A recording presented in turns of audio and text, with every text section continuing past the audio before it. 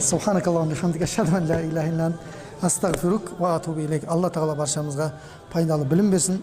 Alloh taolo basып келген қадамдарыңызға берекет берсін.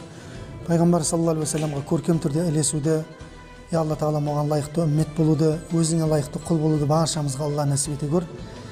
Алла біздерді кешірілген құлдардың қатарынан қыл. Өзіңмен разы болған күйде қауышып, Алла тек қана өзің разы болатын амалдар жасауға біздерге сәттілік пен жәрдем бере көр. Алла тағала біздердің ұрпақтарымызға хидаят бер, иман бер, тауфиқ бер. Өзің парыз еткен амалдарды махаббатпен орындайтын ұрпақтардан қыл. Еліміздің ішін даудан, сыртын жаудан Алла өзің сақта.